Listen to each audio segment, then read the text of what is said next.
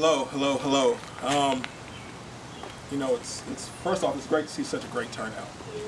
You know, so many people to actually come out here on a Saturday when you could have been doing some of anything, but you came out here for this rally, and we're grateful for it. To kind of tell you how some of this actually came together, New Majority reached out to me because one day I saw the article about this Republican mayor who was, you know, fighting his own party and standing up for what was right, which was the people. And I posted it on my Facebook, and they reached out to me and they said, well, he's going to be walking through Virginia. Would you like to help us put together a program and bring people out? And I said, absolutely, absolutely. I said, but one thing I need us to understand is I don't want us just to have an event. I don't want to see this just pop up in the paper and everybody say, hey, everybody came out and they had great talk, great speeches, and then we left. What I need to see out of this is action. You know, here's the thing that you have to understand. I mean, it's great. We're going to go down there. We're going to go back to session.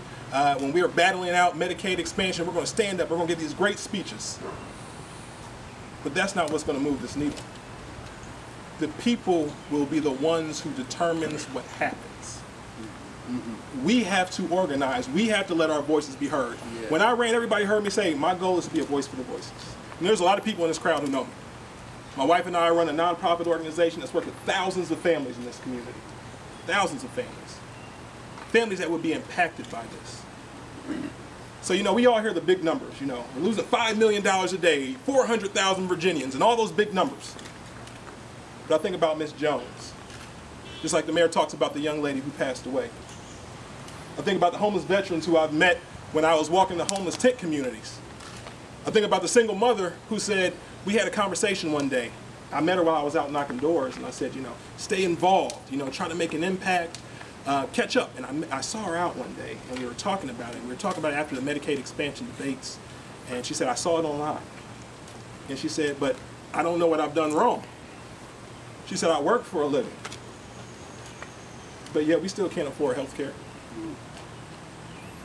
You know, I come from a community where I was raised by a single father who owned his own home. It happened to be next door to a drug house. You know, he went to work from 9 to 5 in a suit, came home, put on a janitor's outfit, and he and I went and cleaned an orphanage together. Because that's what he had to do to put food on our table. I saw it in my community. I saw families that were working hard, trying to do the best that they could. And I think about that when I hear some of these arguments about Medicaid expansion. It hurts me. It does. I promise you.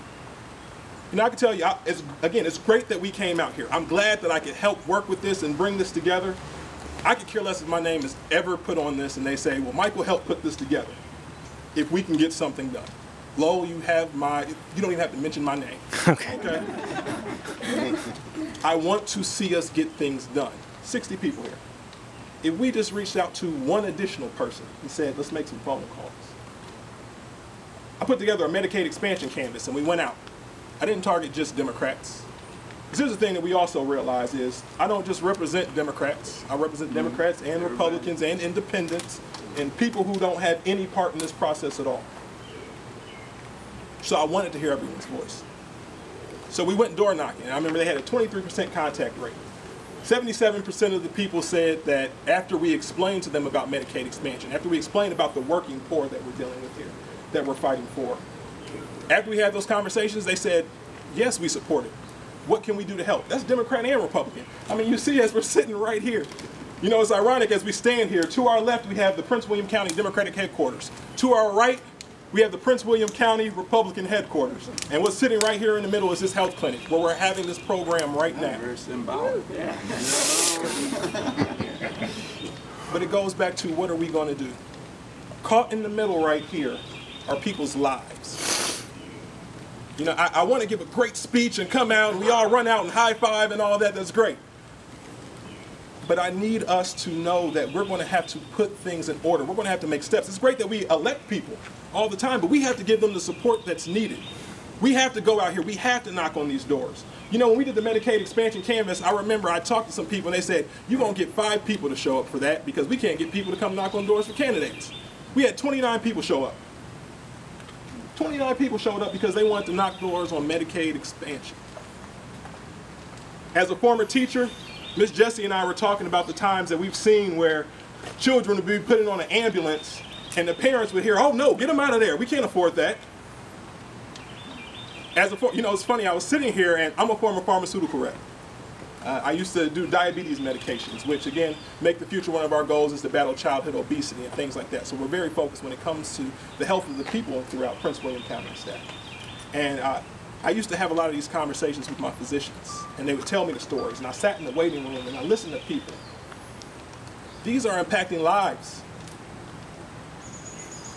Yes, there's a financial cost to them, but there's a humane cost as well that we're talking about. Nobody wants to see people have to die because we want to play partisan politics. Someone said, you know what, this is such a tough issue that we're dealing with right here. Michael, are you sure you want to jump into that and start making that argument? You know, you could lose an election. And?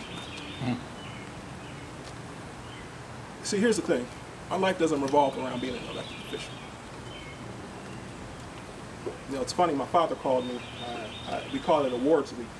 We got a bunch of random awards for things that we've done throughout the session. And he said, you know, you didn't tell me about this award or that award. And I said, yeah, I mean, I appreciate it, but you know, it's not a big deal. And he was like, yes, it was. I saw the pictures. And I said, Dad, I have been doing these things in this community for years. Years. Only thing that has changed is when I walk into a school to work with the kids, instead of them saying, here comes Coach Futrell, they say, here comes Delegate Futrell. When I'm walking through the homeless tent communities, instead of being the guy that runs a nonprofit organization, I'm now the guy that goes down to Richmond to fight for people. I'm still there. I'm still doing the same things. But our goal is to make an impact. Our goal is to make a difference. It's not to look good on TV. It's not to have your picture in the paper. Again, my name doesn't have to be on this. You can cut out the pieces of me in it when you guys post this if you want to. But we have to get things done. You know, I did this before. Who is willing to help us make it? Raise your hand. Raise your hand. I need to know. I like to see people. That's a lot of people. That's a lot of, matter of fact, before you leave, I want you to come up here. I want you to sign on a piece of paper your name and how we can contact you. If you can't go knock doors, we can give you phone calls to make. I kid you not. And if I see you walking away after I saw your hand raised, I'm gonna chase you down. And he's athletic. Hey, I am. I'm still in some decent shape now. But again, this is names. Right. We're doing this together. And they have sticks, so you know they can throw things. So. But again, I want to thank you all for coming out. But more importantly, I want to thank you for what you're going to do to help us make a difference. I want to thank you for the phone calls that you're going to make. I want to thank you for the doors that you're going to knock. Because again, when it comes down to it, elections have consequences. Amen. People are supposed to fight for us. This man is taking on a journey, 273 miles, when the majority of his party says, no, we're not going to. That's courageous. I'll shake your hand in front of everybody right here. Oh, we're crazy. We'll take them both. But make no mistake about it, we need your help. We can't do it. We can give all the speeches that we want to. We can talk in the papers and give quotes, all that we want to. But it's going to come down to you. You elected us. You fought for us. Now we have to continue fighting for the rest of the people. So again, this is my role right here is for a call to action. These are our next steps. So again, I thank each and every one of you for coming out. I look forward to seeing you on those doors. Trust me, I'll be out at 100 degrees and I'm out there in a jacket knocking on doors. They say, are you okay? I'll just take a little bit of water. So again, I thank you. I look forward to it. And again, I look forward to seeing everyone sign up. You have a blessed one.